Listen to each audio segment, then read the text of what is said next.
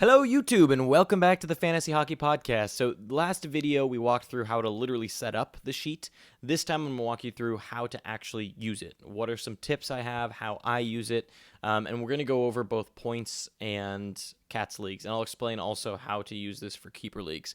So let's start first with keeper leagues, just because it's pretty simple. So whatever people you're keeping, you would just put them in to the draft board as you normally would. So let's say you're keeping 5, just put in the 5 keepers for every team, and that'll automatically update kind of the draft leaderboard and that kind of stuff. If it's a picks one, for example, say that you're keeping, I don't know, Bobrovsky in the 3rd round with your 3rd pick, that sort of thing, then you would just place that in here as well. Just treat, let's say someone picks twice in the same round because they were pick trades, just put them back to back when they draft. They don't need like some special spot. Just they'll be ahead of everybody else as the draft goes along. It makes it a little bit harder to keep up with the draft board, but it's how you'll get the most accurate results as far as just rankings go. Okay, so now that you have your league settings in, let's start with the points league. So I have my league settings in for a points league that I'm going to be in, and these are our settings that we use. So those are in, which means that I have my player rankings set as it loads. So I have kind of everything set for player rankings, and I do one master projection sheet, so that's why I only have one import sheet. I don't even use colon. I blend together colon and a bunch of other ones. So here you can see the projections on who's worth the most from a ranking standpoint, not including goaltenders on here, just rank. And then it also has ADP, of course, and I like to sort by ADP personally. That's my biggest way, especially when it's not close. Right now, obviously, I was looking at it by ranks because I was doing some research. For the most part, I like to rank by ADP and then go off of that. Now, one cool tip here, something that I didn't build into the sheet just because it'd be hard to build for whoever wants it, and depending on all the different import sheets that there are. I'm just going to call this diff for a second. This is difference. So it's the difference between the ADP in the actual rank. So it's ADP minus rank. And you get a good sense of who's a steal and who's actually not. And then I did some formatting here so that it would be red or green depending on where they are. And so, for example, you can see Pierre-Luc Dubois should be going more in like 62s, right? And his ADP is 164.7. And that makes quite a big difference. And that's how you can kind of point out, okay, like I don't really want to touch Erik Karlsson at this point. Or I don't really want to touch Roman Josi just because he's not really going at value. You can get more value there. And then you kind of go down and you start to look for defenders that actually line up. So like Thomas Chabot actually lines up right kind of in value for me. So that's someone I'm going to definitely target at some point. You see Morgan Riley kind of fall a little bit. So that's something that I pay attention to a lot. And I also reference occasionally like kind of the last year's rank. So you'll see like this year he's ranked 76th. Last year he was ranked 74th in my league. And so here I can see, okay, you know what, that feels about right for him. I think that's accurate. Or you see a guy like Jack Hughes, 81. His difference is 45.9, which is really good. So this is how I determine sleepers versus kind of busts. You're starting to look at just, are you getting them at value? You can easily see, and then when you rank by ADP, for example, you can see who at a certain given ADP value is a bust or not. So like you'll see that Erik Karlsson is going at more of like a 17.1. I don't want to touch that because it's not worth it for me at that ADP. And so that's kind of how I like to see it. And again, it also takes, I think anytime you're drafting with a tool or projections, it's not all about just the rank. It's also about how your league drafts. It's also about using your own kind of brains, because in this situation, you'll see that like almost every D, aside from Brent Burns here early, is not really valuable from a rank standpoint. But at the same time, you look at it and almost no defender is really worth it. And so in this situation, if your whole league kind of agrees that D is invaluable, then that's fine, because your own league's relative ADP is actually going to drop and will probably mimic the rank a little bit closer, which is fine. But it does give you at least an idea of, okay, as these D start to go, can I find some value? Can I find some steals at D that others may not see? For example, you see someone like Mark Giordano, right, who's at 60, going at 68.7. If, let's say, all D is being pushed back, right? Like let's assume that in my league here, everyone understands and assumes, okay, D is not as valuable.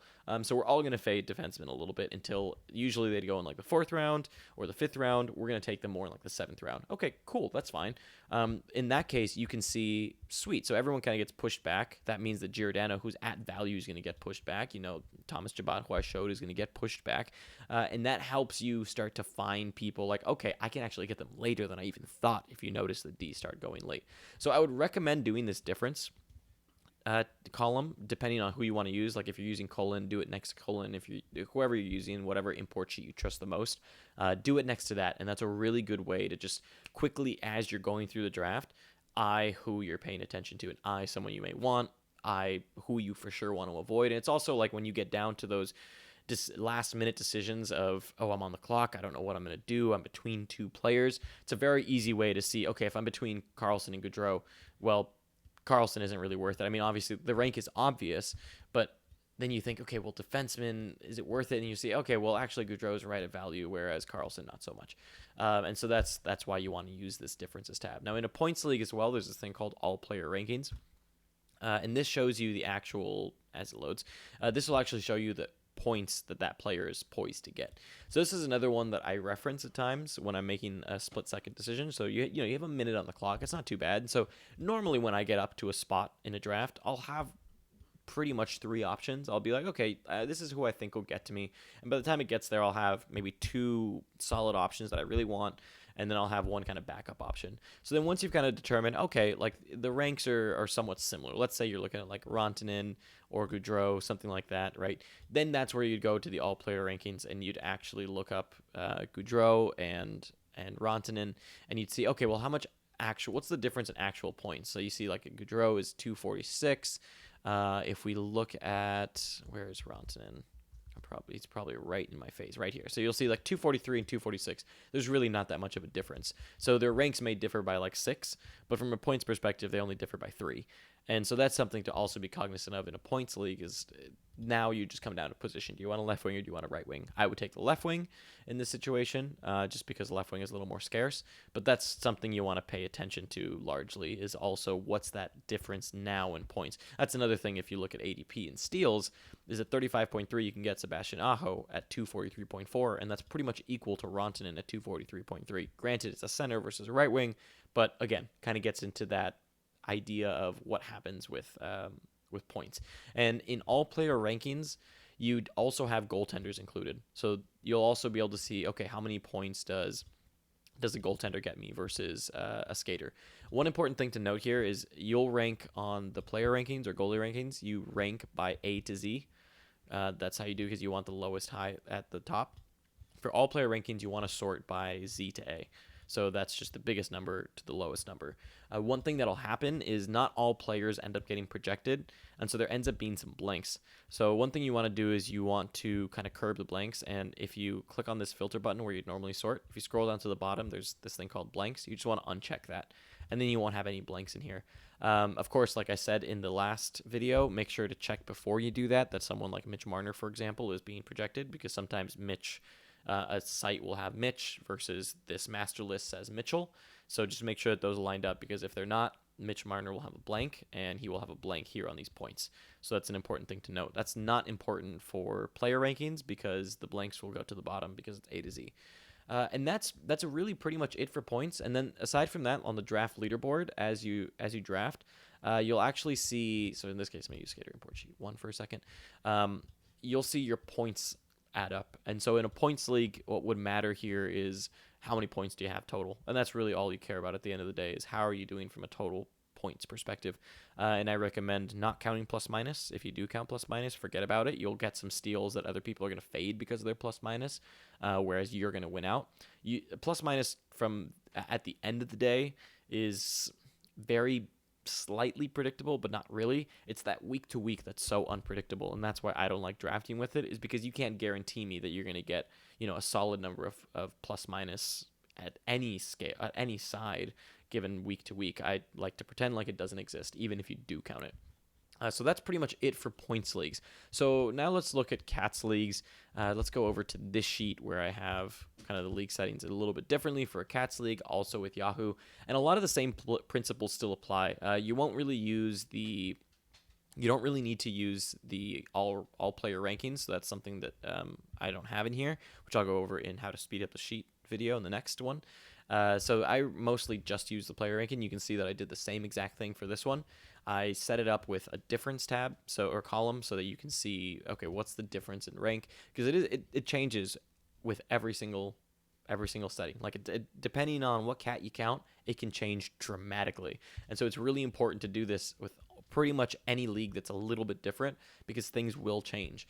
And then we didn't go over goalie rankings on the last one, but that one's somewhat self-explanatory. You can see that here as well. Did it by import sheet 1 with all my master goalie projection. This league in particular counts only wins, goals against average, and save percentage. That's it. And so that's all it's ranking by here, and that's something to pay attention to as well with goaltenders. You can't do the difference in rank versus ADP, because goaltender can be rank 1 but ADP 13, so it'll say, oh well, that's a steal, but it's not. It doesn't exactly work like that, right? Because here Jordan Binnington of 49.6 is 4th, but that's not exactly a good way to depict a steal or not. So here I would just use as simply as possible, like, okay, ADP is 49.6, and that's that. So usually the way I do goaltenders, and I haven't done it for this sheet yet, but normally what I'll do is I'll go through and say, okay, let's look at ADP. What are goaltenders I want to target? And then I'll just kind of highlight. So in this situation, I'll say, okay, you know what? I actually really like Jordan Binnington in this league. So I'm going to highlight him, and just these are goalies I want to watch. I want to watch for and pay attention to. And you see someone like, well, let's see who's here. Like you see someone like Antti Raanta 9th, right? And he's going so late. Or you see someone like Devin Dubnyk, who's one of my favorite goaltenders here, or Grubauer with a lot of potential. Those are guys that I would just kind of mark and say, you know what? I want to eye these guys in my draft, and these are the goalies I'm targeting. And that's normally how I'll do it, is kind of go by ADP, find the goalies you specifically want to target, and then at some point just kind of make up your mind. But by doing it this way, you kind of almost guarantee you're saying, you know what, I don't want Vasilevsky, I don't want Bob, it's okay, I'm fine passing on these goalies.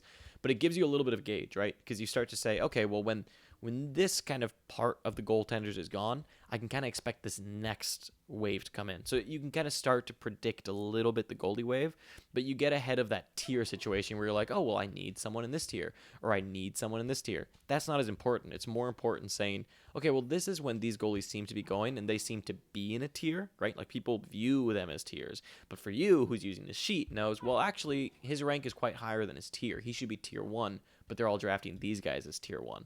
And so now you get a little bit of a leg up by knowing everyone else is kind of thinking of things in tiers. You can say, okay, well, let me be at the start of that next tier, but I know I'm going to get a pretty damn good goaltender that isn't necessarily a tier 2 or tier 3 or whatever. So that's pretty important with goalies. And that's also somewhat applicable for points, but not really, because for points, like I was showing you, that's included in the all-player rankings. You can sort. So here I'd say, yeah, Andrei Vasilevsky is going to be the 3rd best player in the league, because goalies get quite a few points. So in this situation, I would definitely take, Vasilevsky as early as I possibly can. And the goalie ranks still kind of matter, and I still go through and look at, okay, well, this is kind of when I want them. But more in a points league, more than anything, I'm looking at literally how many points do they get me. Whereas in a Cats league, I'm just looking more at how much value do they give me, and where can I get them at value, because skaters will derive much more value because they have more cats than a goalie will. So you're just trying to find, I usually like to target more like the 10, 11, 9 ranked goalie, somewhere around there. And you can usually get them at really, really good value. And they usually end up being really good. And you can pair them with someone with upside, or pair them with someone in that same kind of realm, right? Like I think Grubauer and Dubnyk this year is a fantastic combo if you're looking at averages league. Okay, let's move over to the draft leaderboard. Let's put in a few names here. Let's say, for example, you draft Ovechkin, and then you take Kucherov. And then over here, he's going to take McDavid. And here you've got, why am I blanking on names? McKinnon. Those are the big 4, right?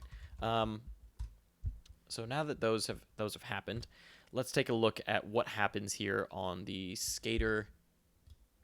draft leaderboard. Sorry. So here I'm using colons. Let's switch over to skater import sheet 1, because I don't want to use colons. I want to use mine.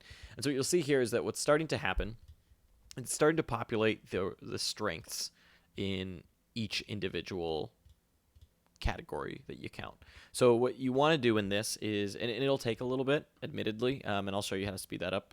In this video, immediately, I'll show you how to speed it up. So in this league, for example, I don't count power play goals. I don't count power play assists. you can delete those columns.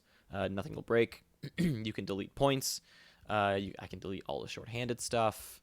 I can delete the face-off wins and all of this here at the end, right? Like, there you go. This is all I count. But as you'll see, now it's starting to kind of look up, okay, what is everyone's rank? And so you can see how you are relative to everybody else. So in this situation, I did pretty well in getting the highest ranked goal guy in Alex Ovechkin.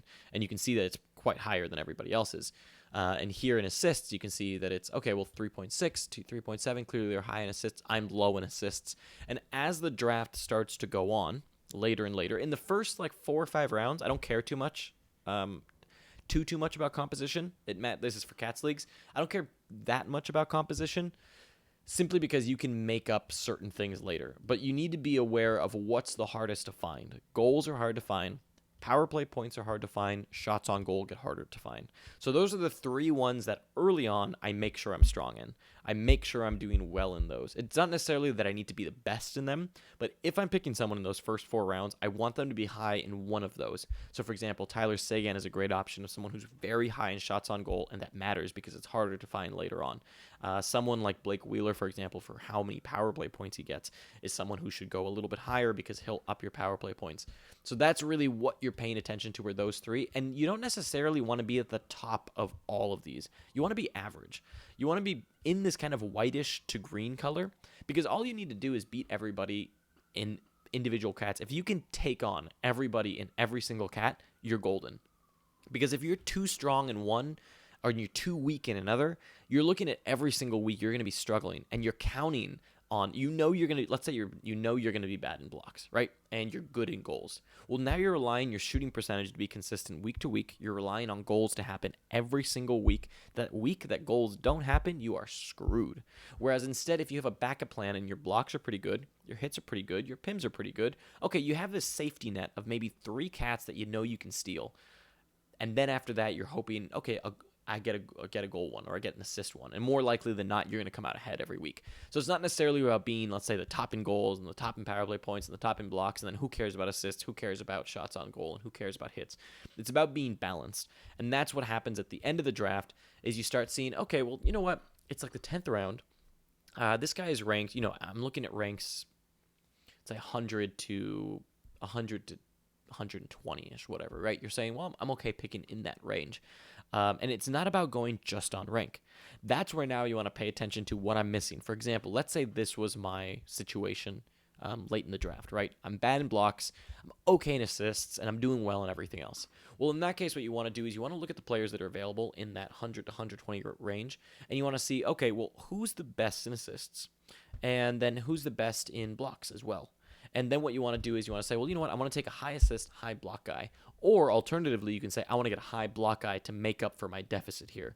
Or I'll take a high assist guy to make that up. And as I would leave blocks, hits, and pims, or like any peripheral stat towards the end, except for shots on goal, I would leave those for the end to make up. So like, let's say you see early 9th round, 8th round, you're in a deficit in assists or in goals or in power play points.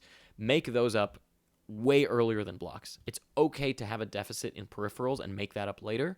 It's much easier than if you're going to try to make up power play points, goals, or assists later. If you try to make up goals, assists, or power play points later, you're going to be screwed. And we went over this kind of in our draft strategy video as well. But this is just how to kind of read this sheet. Is you'll see kind of relative strengths on your team to everybody else, and you just kind of want to be a good even blend across the board. And that's the smartest way to use this draft leaderboard, at least from a Cat's perspective. And other than that, I really don't think there's much else to explain here. Use the goalie rankings, use the player rankings, be smart about it. I mean, if you want to remove positions, you can. So if you ever want to not see who's been drafted, you just got to clear and select the refs only, and you'll see people who are undrafted. And so that's another little bit of a little tidbit that you can do. I don't mind seeing who's been drafted, but as you get really late into the draft, let's say the 15th round or something, you're way at the bottom, and it's hard to see all the people that have not been drafted. And so sometimes clearing that away can be useful. And other than that, that's pretty much it. If you have any questions, be sure to join our Discord. in Discord, answering questions constantly in #tools channel. And then also ask us any questions on Twitter at @FantasyHockeyPD, which is actually right down below. And other than that, thank you for watching. I hope you find this useful. And if you're looking for ways to speed it up, be sure to check out the next video. Thanks.